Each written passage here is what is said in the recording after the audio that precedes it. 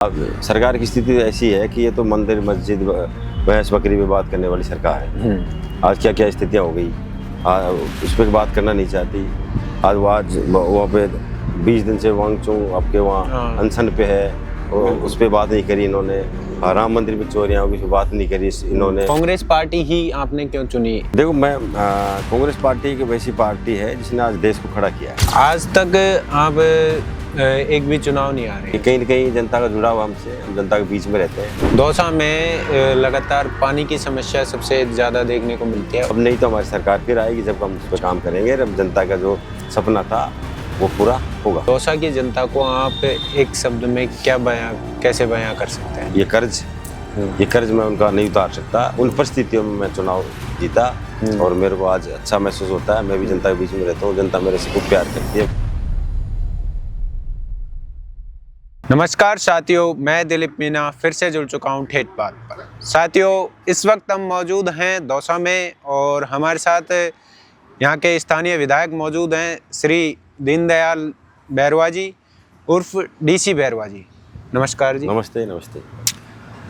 आप यहाँ के स्थानीय विधायक हैं और हमें बताएं कि आप जब विधायक पद पे यहाँ पे हैं, आपका क्या मोटिव रहा कि आप धीरे धीरे आपने राजनीति में कदम रखने का आपका क्या वो है?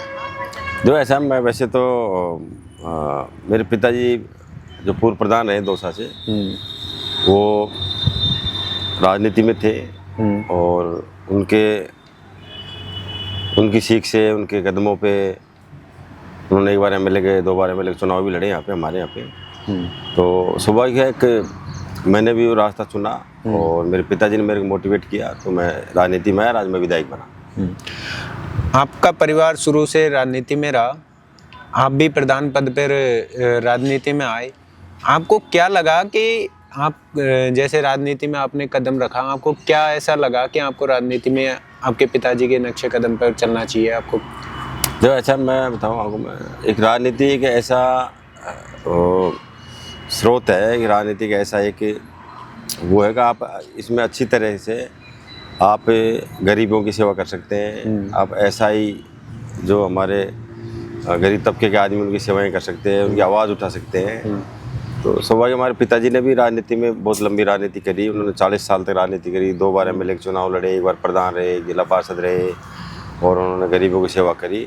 उन्हीं की सीख पर मैंने भी राजनीति में आने का विचार किया और मैं आज यहाँ पे विधायक बन के बैठ गया। अच्छा, आप हमें बताएं, जैसे आपने सबसे पहले शुरुआत प्रधान पद से करी, उसके बाद आप विधायक पद पे आए। आप विधायक बनते ही आपने क्या दौसा के आपके क्षेत्र के लिए क्या सबसे पहला कार्य किया?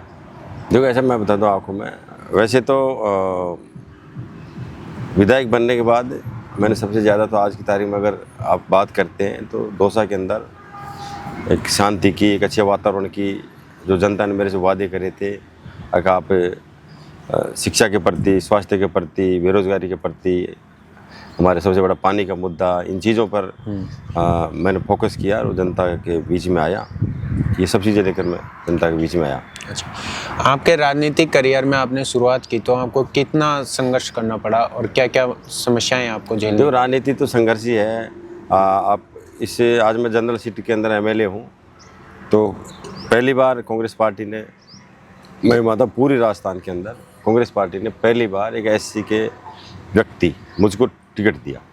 संघर्ष तो था ही, और उसमें मेरे पिताजी का और मुरारलाल जी हैं, सचिन पायलट साहब हैं, इनका बहुत बड़ा मैं रोल मानता हूँ, क्योंकि ये मेरे परिवार के सदस्य रहे, मुरारलाल जी और सचिन पायलट जी।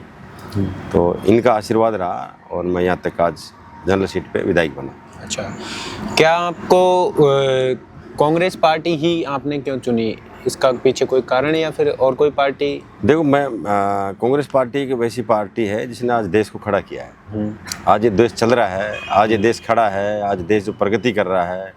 आज हमारे युवा साथी, हमारे SC/ST के भाई, हमारे OBC के भाई, माइनॉरिटी के भाई, इनको एक, जब आज से ज़्यादा दिन की बात नहीं है, कुछ वर्षों पहले ही अपना देश अपने गुलामी की ओर थे, अंग्रेज़ों ने के अधीन थे और कांग्रेस पार्टी ही एक पार्टी रही कि इसको आज़ादी में बहुत बड़ा इन्होंने योगदान रहा।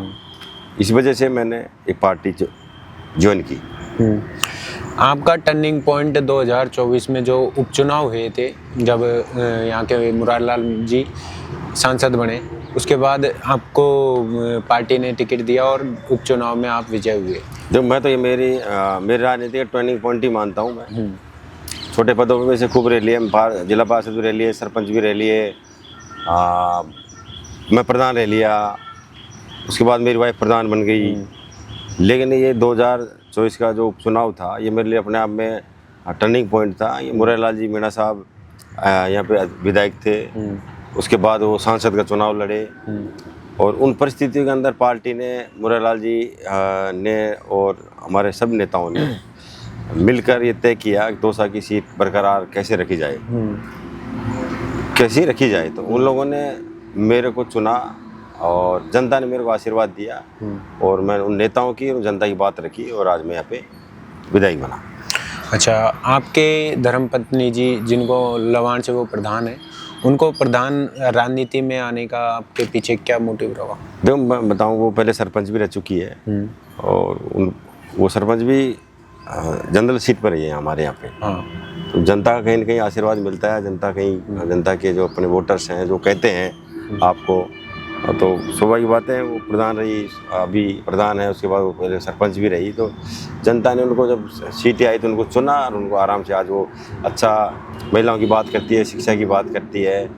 और अपने आप में ये है कि जनता के बीच में अगर आप रहेंगे, जनता आपको चाहती है, तो आप स्वाभाविक बात है आप प्रधानमंत्री बन सकते हैं। अच्छा, जैसा बात करें एक पंचायत स्तर की राजनीति और अब राज्य लेवल की राजनीति, आपने दोनों देखी है, आपको क्या अंतर महसूस होता है? देखो मैं एक मानता हूँ, ये इसमें और उसमें बहुत डिफरेंट है। डिफरेंट ये है कि ये पंचायत राजनीति है, ये बहुत टफ नहीं है। इसमें दोबारा बढ़ना या एक बार बढ़ना बहुत बड़ा वो होता है। इसमें एक वोटर चुना, एक वोटर को देखा जाता है कि एक वोटर सोच समझ के वोट देता है।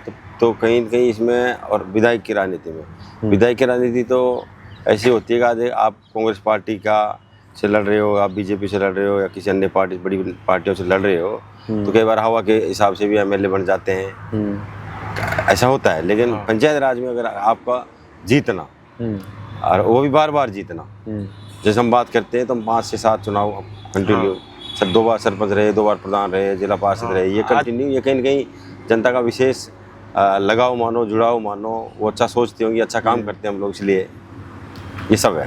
अच्छा, आज तक आप एक भी चुनाव नहीं आ रहे?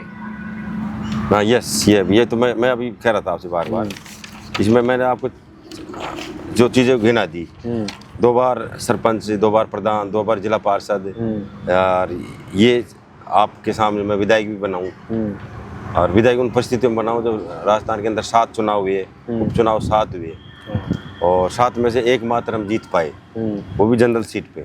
ये कहीं न कहीं जनता का जुड़ाव हमसे, हम जनता के बीच में रहते हैं। अच्छा, दौसा के जब आप विधायक बने तो आपका सबसे पहला विजन क्या रहा कि दौसा को आपने ये कमी महसूस हुई, और उसको पूर्ण करने के लिए आपकी सबसे पहली पहल क्या रही?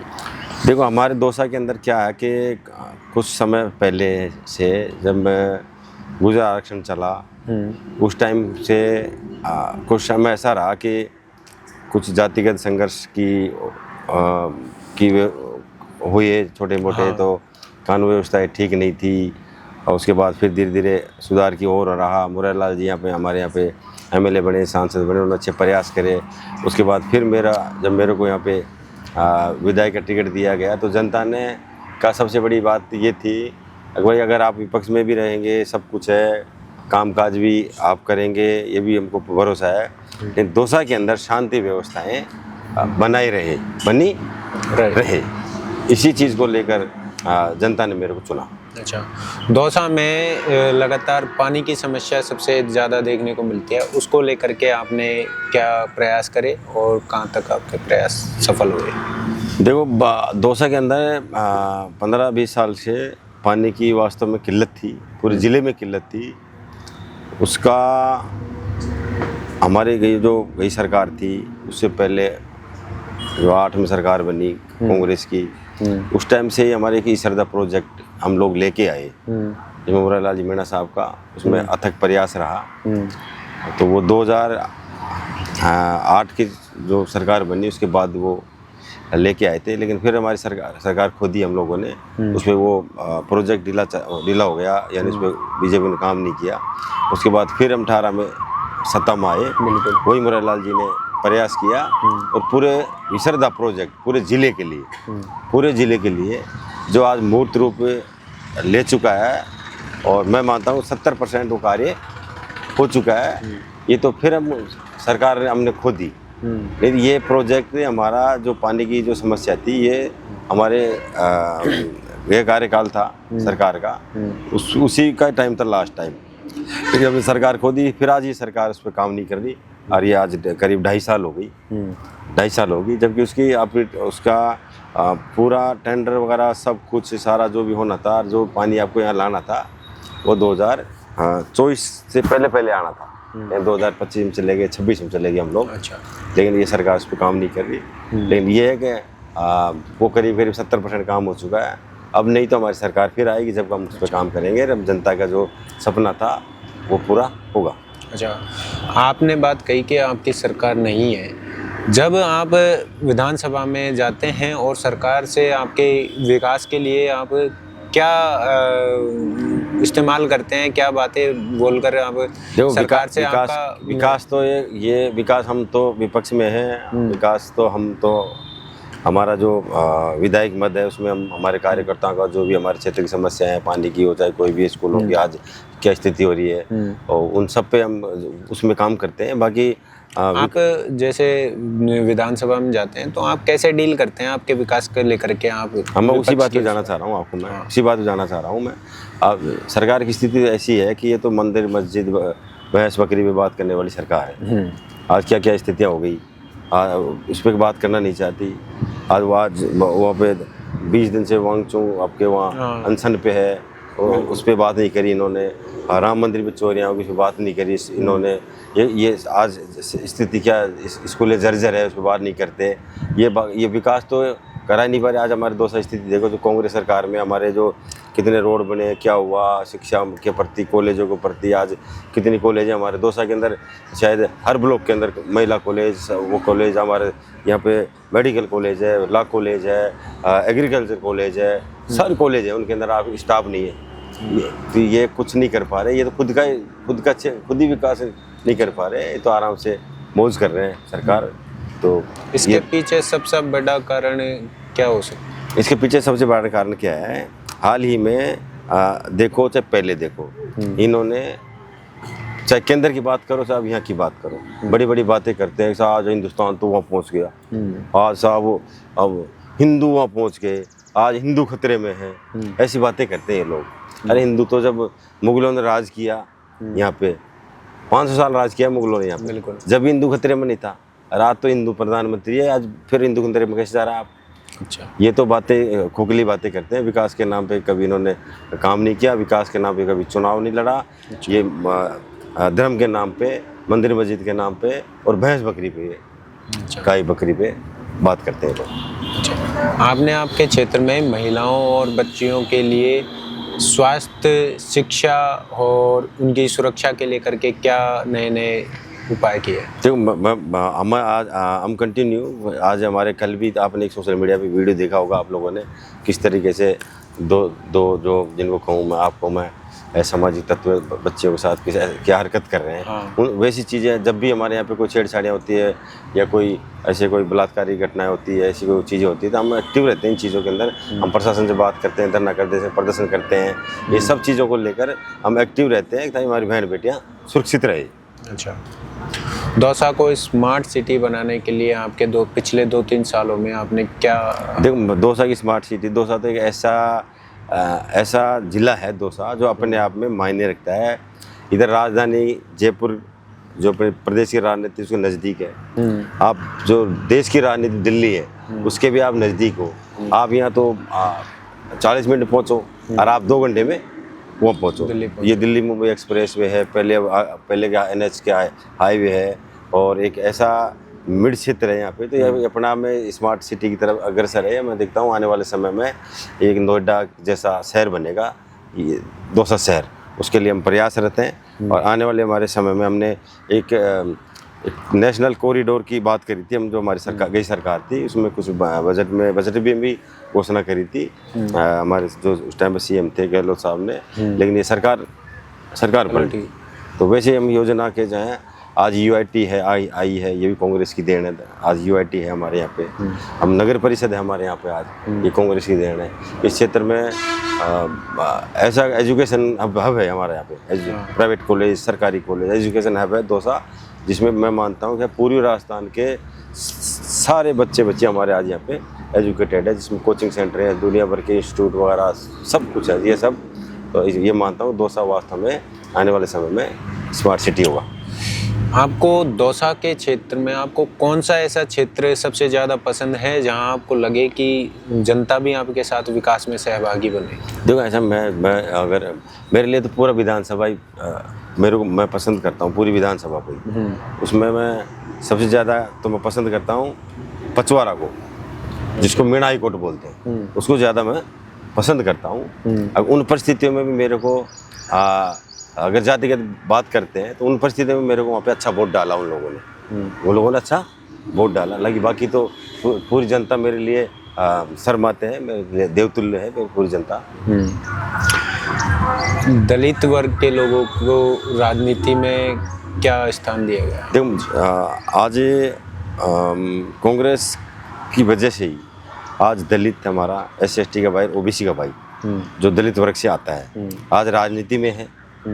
वो वोट की व्यवस्थाएं हुई, आरक्षण की व्यवस्थाएं हुई, जो आज हमारे SC/ST OBC के भाई पंचायत राजों में, निकायों में, MLA MPO में सब चुनाव लड़ रहे हैं। आज यहाँ पे संघर्ष तो था ही। आज जब देश आज़ाद हुआ उससे पहले आपको वोट देने का अधिकार नहीं था, आपकी शिक्षा का अधिकार नहीं था, आपके पास कोई व्यवस्थाएं नहीं थी। जब सरकार कांग्रेस की सरकार बनी, पहली सरकार बनी, उसके बाद में बाबा साहब का संविधान बना, बाबा साहब का ने ये व्यवस्थाएं करी, जहाँ हमारा दलित समुदाय में जितने भी जिसमें SC/ST OBC माइनॉरिटी जिनको अपन गिनते हैं, वो आज बराबर हमारे यहाँ पे राजनीति में। उसमें एक उदाहरण मैं भी हूँ, 100 उदाहरण एक मैं भी हूँ। जो तो स्वाभाविक बात है, इसे आज इस युग के अंदर जो 2% लोग राज कर रहे हैं, 2% जो 2% जो राज कर रहे हैं, जिन्होंने देश के लिए कुछ नहीं किया, इस देश के लिए कुछ नहीं किया, जो उनके बीच में आज राजनीति करना ये अपने आप में बहुत संघर्ष की बात होती है।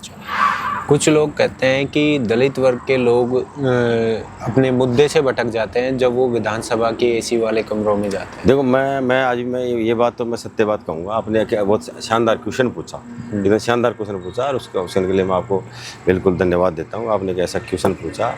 आज मैं मानता हूँ चाहे पार्टी कोई सी हो, विधानसभा में देखता हूँ, मैं करीब 1.5 से 2 साल हूँ, मैं 270 विधानसभा के देख लिए। बहुत से हमारे विधायक हैं जो दोनों पार्टियों से चुन के जाते हैं। बिल्कुल। वो यहाँ तो आपके SC/ST की बातें करेंगे, दलित की बातें करेंगे, उसकी बातें करेंगे, वहाँ जाके आराम से वो नहीं करते कि हमारा कोई दलित भाई जो क्या नाम से जो विधायक है, कोई ST का है, कोई SC का, माइनॉरिटी का, बहुत सारे नहीं बातें करते हैं। उनको डर लगता है कि हमारा कोई वोट बैंक नहीं किसकी जाए। लेकिन मैं बातें करता हूँ, मैं SC/ST की बातें करता हूँ, OBC की बातें करता हूँ, माइनॉरिटी की बातें करता हूँ, हमारे जो सवर्ण में हमारे जो पिछड़े भाई हैं उनकी भी बातें करता हूँ।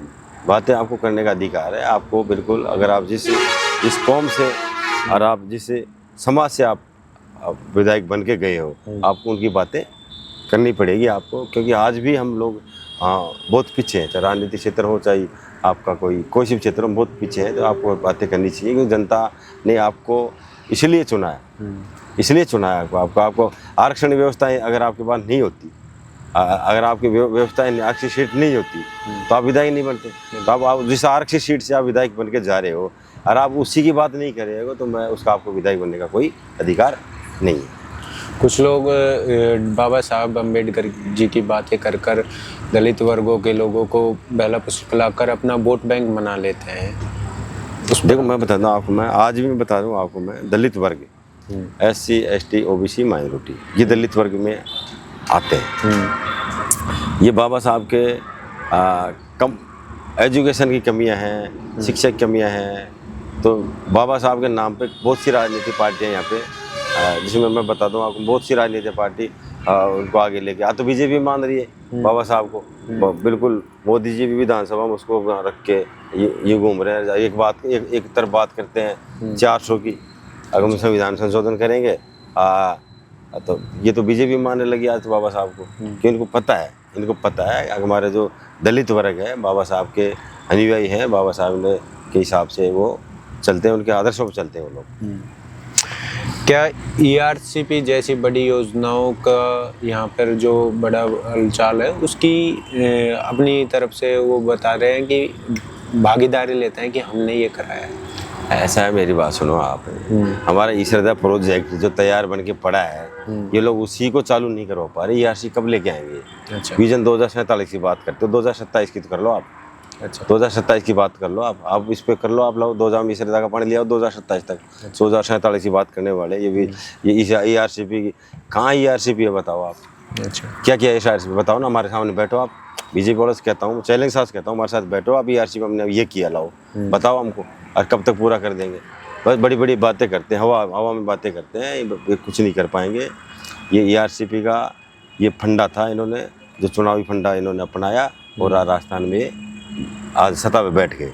अच्छा, आप अपने क्षेत्र की आम जनता की समस्याएं सुनने के लिए क्या क्या उपाय करते हैं, कैसे जन सुनवाई करते हैं, कैसे आपका तो मैं दौसा के अंदर जब से विधायक बना हूँ, मैं दौसा की जनता से ने एक मेरे से कमेंट किया था, हमारे दौसा में सुख शांति रहे, दौसा में भाईचारा रहे, दौसा के अंदर ऐसी व्यवस्थाएं रहे, और उन्हीं चीज़ों पर मैंने भी दौसा की जनता से वादा किया था, अगर मैं विधायक बनता हूं तो मैं 24 घंटे आपके बीच में रहूंगा, ये मैंने वादा किया था।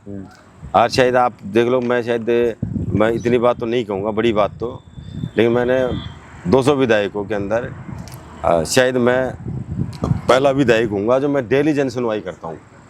डेली जन सुनवाई करता हूँ, डेली लोगों से मिलता हूँ, चाहे कोई सुख दुख में जाऊँ, चाहे कहीं भी जाऊँ।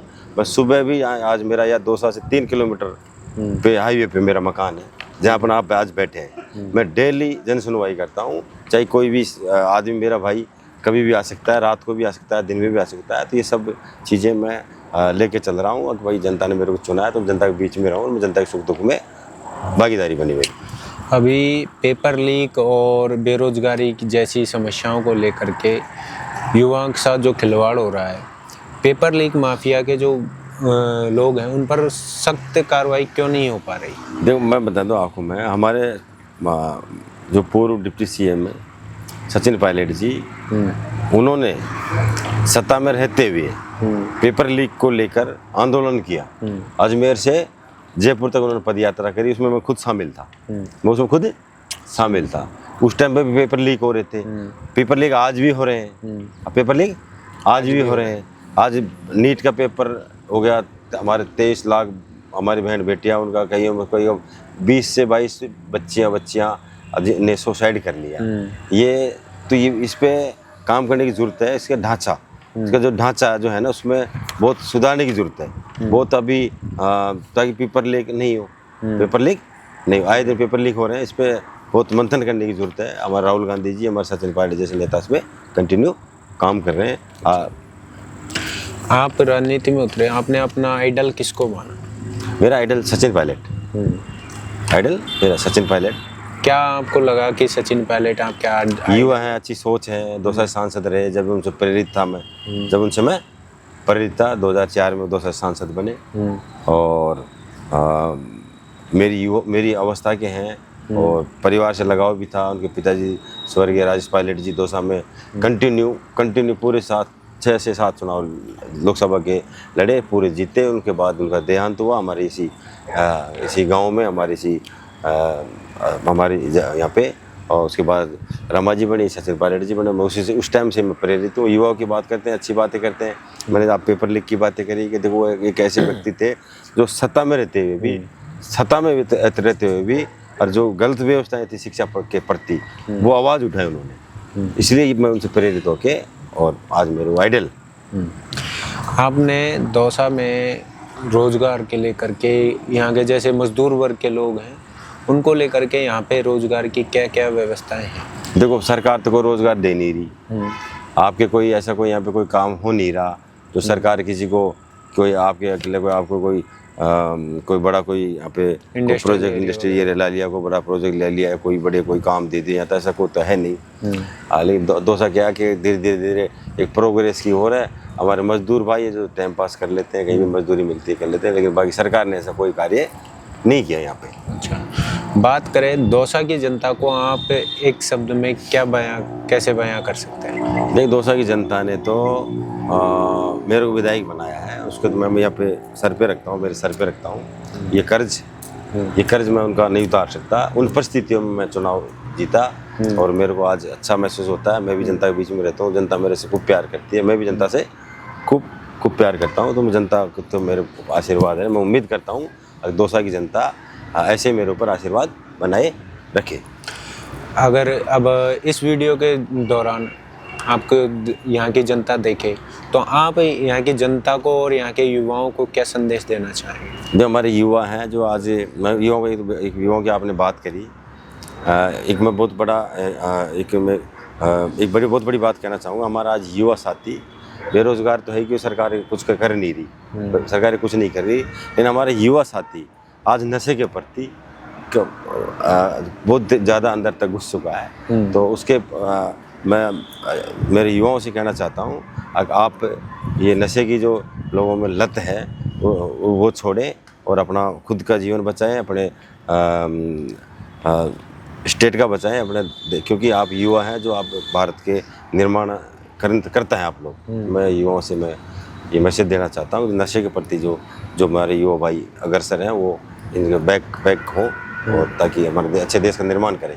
अच्छा, और बात करें अब स्टेट लेवल की राजनीति की, जैसे आपकी पार्टी में अशोक गहलोत जी हैं, उनके बारे में आपका क्या कहना है? तो अशोक गहलोत जी हमारे अच्छे नेता हैं, अच्छे उन्होंने स्कीमें दी है। आज अगर अपन आज बात करते हैं तो पेंशन की बात कर लो, आप खास सुरक्षा की बात कर लो, बिजली फ्री की बात कर लो, डिलीवरी फ्री की जितने भी व्यवस्थाएं हैं, बच्चों की शिक्षा की प्रति जो, ये सब गहलोत साहब की देन है, कांग्रेस की देन है। सचिन पायलट के बारे में आपका क्या राय? तो सचिन पायलट एक मैं बताऊँ मेरा एक आइडियल है, युवा हैं, अच्छी सोच है, किसान के जो स्वर्गीय राजेश पायलट जी के नेता हैं, किसानों की बात करते हैं, युवाओं की बात करते हैं। आज युवाओं को लेकर साथ चलते हैं, युवाओं की उनके साथ फौज है। आज वो नशे के प्रति काम कर रहे हैं, आज वो पेपर लीक के प्रति वो बात कर रहे हैं। हम जैसे लोगों को आज कम से कम 20 MLA मेरे जैसे जिन्होंने कभी सपने में भी नहीं सोचा था, नहीं सोचा था, उनको आज यहाँ पे लाके बैठा दिया। कम से कम 20 हमारे युवा साथी हैं जो आज ये इसलिए सचिन पायलट को हम ज़्यादा पसंद करते हैं। मुरारी लाल मीणा के बारे में? मुरारी लाल जी हमारे दौसा के एक मैं मानता हूँ बहुत अच्छे नेता हैं दौसा के। और दौसा में जब से मुरारी लाल जी यहाँ पे हमारे कांग्रेस में आए, 2013 में कांग्रेस में उन्होंने चुनाव लॉस हो गया था, लेकिन 2008 के में बसपा से लड़े। उसके बाद फिर 9 में उन्होंने कांग्रेस ज्वाइन करी। उसके बाद फिर जो ही 18 का हमारा आया, उसके बाद कंटिन्यू हम चुनाव जीत रहे हैं। उसके बाद मुरारी लाल जी का खुद MLA बने, उनकी वाइफ उनको खुद सांसद बने, फिर मैं बना, कंटिन्यू 4-5 चुनाव जीते। मुरारी लाल जी अच्छे नेता हैं। मुरारी लाल जी को भी मैं एक अच्छा नेता मानता हूँ और मेरे बिल्कुल नज़दीक आदमी है वो, मैं एक तरह बड़े भाई की तरह है वो। गोविंद सिंह डोटासरा अच्छा कार्य कर रहे हैं हमारे, वो दबंग नेता हैं। 6 साल उनको हो गए, उनको मैं शुभकामनाएं देता हूँ। आने वाले समय में भी वो हमारी पार्टी के लिए काम करता रहे, ऐसे मैं उनको शुभकामनाएं देता हूँ। अच्छा, और बात करें करोड़ लाल मीणा जी की, आपके क्षेत्र में बहुत बोलबाला है, तो करोड़ लाल जी मीणा बिल्कुल, चाहे पहले रहे हों चाहे आज हैं, करोड़ लाल जी बिल्कुल संघर्षशील नेता हैं, रुकते नहीं हैं। वो युवाओं की बात भी करते हैं, किसानों की बात भी करते हैं। आज उनके कृषि मंत्री हैं, आज वो कृषि के प्रति भी मैं मानता हूँ आज खाद की बहुत मैं उनको भी संदेश देना चाहता हूँ मेरी तरफ से।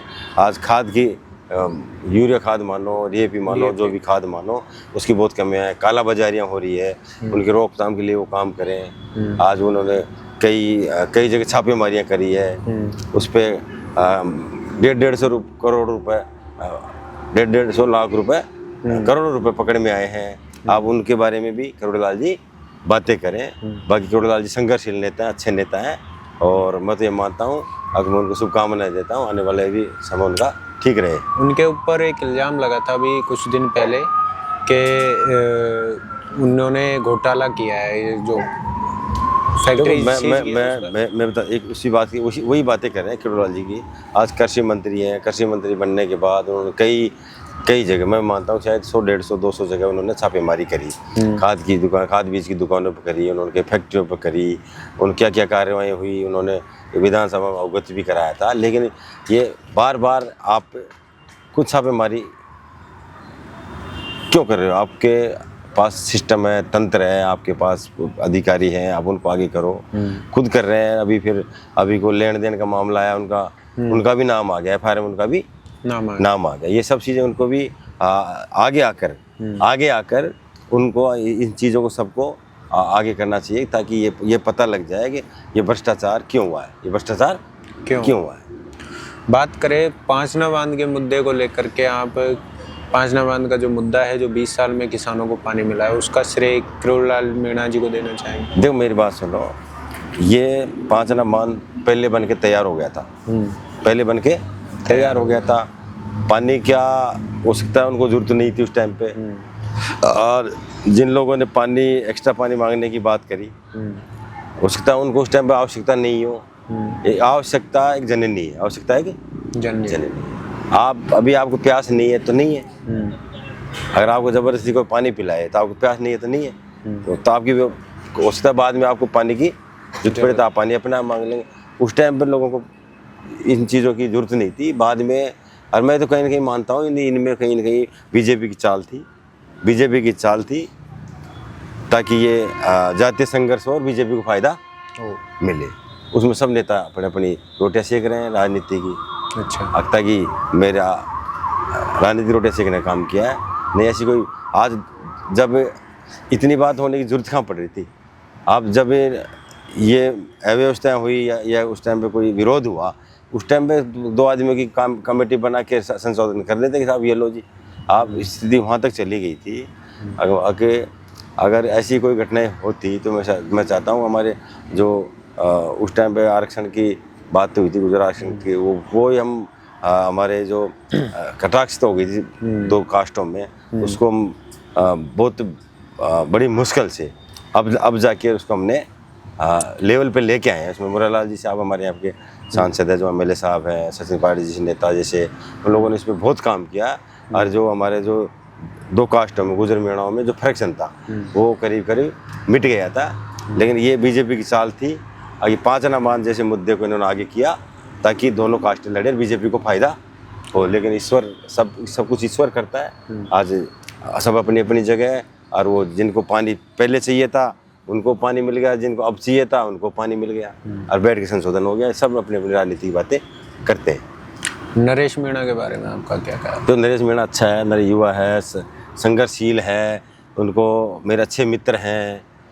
मैंने उनको कई बार कहा है कि तो अभी बहुत से है, वो बीजेपी की बात करते नहीं, कांग्रेस की बात करते हैं, कांग्रेस की माइंड के आदमी हैं। तो मैं उनको संदेश देना चाहता हूँ मेरी ओर से, अगर आप बिल्कुल डटे रहें और कांग्रेस पार्टी ज्वाइन करें, पार्टी में काम करें, पार्टी अपने आप ही आपको कहीं ना कहीं आगे आपका यानी कि टिकट दे देगी। आप चाहे MP बनो, MLA बनो, कहीं कहीं कर देंगे उसको। लेकिन उनका जोश को कंट्रोल करने की जरूरत है उसको। अच्छा, और टीकाराम जूली के बारे में? जूली जी हमारे विपक्ष के नेता हैं, जो टीकाराम जूली जी, जब वो यहाँ पे जब धाड़ते हैं, जब विधानसभा में धाड़ते हैं, तो सामने वाले की बोलती बंद हो जाती है। एक ऐसी का ऐसा लीडर जो आज तक राजस्थान में नहीं देखा, ऐसा हमारा लीडर है। इनके पीछे हम आज विधानसभा में काम करते हैं। जब भी वो एकदम खड़े होते हैं, उनके पीछे एकदम पूरे विधायक हमारे जो भी सब एकदम मजबूती से काम कर रहे हैं। रविंद्र सिंह भाटी के बारे में? अब देखो मैं अपनी बातें करो। आप रविंद्र भी अच्छा नेता है, ठीक है, मेरा साथी है, मेरा दोस्त है, अच्छा है। और वो अपने अपने राजनीति उधर उधर की राजनीति अलग है, इधर की राजनीति अलग है। तो मैं तो ये मानता हूँ आपने जो सब जूली जी की बात करी, डोटासरा जी की बात करी, गहलोत साहब करी, पाटिल साहब करी, केवड़लाल जी करी, मुरारलाल जी करी, ये सब इनके इर्द गिर्द हम कहीं कहीं हैं और ये सब यहाँ तक ठीक है। अच्छा, और बात करें राजस्थान में एक तीसरी पार्टी का भी जन्म हुआ है, जैसे कि आरएलपी, राष्ट्रीय लोकतंत्र पार्टी, हनुमान बेनीवाल जी। देखो ऐसा है, हनुमान जी बेनीवाल एक अच्छे नेता हैं, किसान नेता हैं और मैं ये मानता हूँ कि कभी कांग्रेस में कभी बीजेपी में ऐसे चलते रहते हैं, लेकिन उन्होंने एक आरएलपी बना रखी है और वो संघर्ष कर रहे हैं। अब तो वैसे राजस्थान में बहुत सी पार्टियां बनी हैं, लेकिन मैं ये मानता हूँ कि राजस्थान के अंदर तीसरे मोर्चे का कोई अस्तित्व नहीं है। तो वो बार बार जैसे कि सचिन पायलट जी पर उन्होंने टिप्पणी की, वो ऐसे टिप्पणी करते हैं कि सचिन पायलट रूप की रानी है, अगर धूप में बाहर निकलेंगे तो काले पड़ जाएंगे। ऐसा मेरी बात सुनो, ऐसा नहीं है। मैंने आपको कही, आप सचिन पायलट जी जब प्रदेश अध्यक्ष बन के आए थे 2014 के अंदर, जो 2015 के या 16 के अंदर आपको 12 से झालावाड़ 100 किलोमीटर की पद यात्रा करी थी सचिन पायलट जी ने। कर सकता है कोई नेताजी से करी है? लो बता दो मेरे को आप। और उसके बाद अभी हमारी जो मैं बीच में इंटरव्यू में मैंने आपसे पेपर लिख की बात करी थी, उस टाइम मैंने कहा अजमेर से हरियाणा तक की यात्रा करी सचिन पायलट ने, और वो भी आप देख लो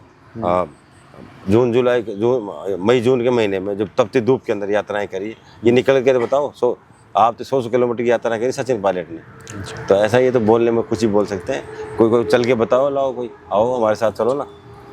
अशोक गहलोत जी हैं जो बार बार सचिन पायलट पे आरोप लगाते हैं मानेसर कांड को। ऐसा मेरी बात सुनो, सचिन पायलट जी हमारे अच्छे नेता हैं, अगर वो आरोप लगा रहे हैं तो गलत लगा रहे हैं। वो अपनी बात रखने के लिए गए थे, अपनी बात रखने के लिए गए थे। उन्होंने कोई पार्टी की बगावत नहीं करी। और गहलोत साहब बोलते हैं आज की तारीख में उनको नहीं बोलना चाहिए। जब सारी बातें हो गई, संशोधन हो गया, सब चीज़ें हो गई, बैठ के सब कुछ कर लिया, ये बातें आज की तारीख में नहीं होनी चाहिए। बस आप उस वक्त बताएं जिस वक्त मानेसर कांड हुआ, यहाँ के मुरारलाल मीणा जी भी उसमें सचिन पायलट जी के साथ थे और सचिन पायलट जी, तो आपने यहाँ की स्थानीय जनता को कैसे जोड़े रखा अपनी पार्टी के साथ जब ये क्राइसिस चले? तो ऐसा मेरी बात सुनो, वो मानेसर जब मामला हुआ, इसमें ये सब अपनी अपनी बात रखने गए थे। वो स्थिति हो रही थी उस टाइम पे। सचिन पायलट के उप मुख्यमंत्री बन गए, मुरारलाल जी यहाँ पे हमारे एमएलए थे। तो उन सब चीज़ों को लेकर मैं ये मानता हूँ शायद उनकी जो उन्होंने जनता से जो वादे करे थे वो उन पे खरे नहीं उतरे होंगे, या उनके सरकार नहीं मान रही होगी। वो सब चीज़ें लेकर वहाँ गए थे और उनकी बात रखने के लिए गए थे कि भाई हमारी बातें आला कमान सुने, ताकि हमने जो जनता से जो वादे करे हैं वो वादों पे हम काम करें। ये सब चीज़ लेके गए थे। उन्होंने कोई पार्टी की बगावत के हिसाब से वहाँ गए नहीं थे। सीधी सी बात ये थी। तो मेरा आखिरी सवाल ये रहेगा कि आप दौसा की जनता को एक शब्द में क्या कहना चाहेंगे अब आने वाले फ्यूचर के 2028 वाले चुनाव में को लेकर के? देखो, जनता की दौसा की जनता को मैं प्रणाम करता हूँ, उस मेरे सर माथे पर है। और मेरे को उम्मीद है कि आने वाले समय में जनता मेरे पक्ष में रहेगी, ऐसी मैं उम्मीद करता हूँ। ठीक है, बहुत बहुत धन्यवाद। थैंक यू मीणा जी, दिलीप मीणा जी, अच्छा लगा आपसे मिलके। आपने हमें वक्त दिया, थैंक यू। फिर कभी नेक्स्ट मिलेंगे। ठीक है, थैंक यू। तो साथियों, हमारे साथ मौजूद थे यहाँ के स्थानीय विधायक डीसी बैरवा जी। इन्होंने यहाँ के विकास के बारे में बताया, यहाँ की राजनीति के बारे में बताया। और ऐसी वीडियो देखने के लिए जुड़े रहिए हमारे साथ, हमारे चैनल ठेठ बात पर। जब तक के लिए धन्यवाद, नमस्कार।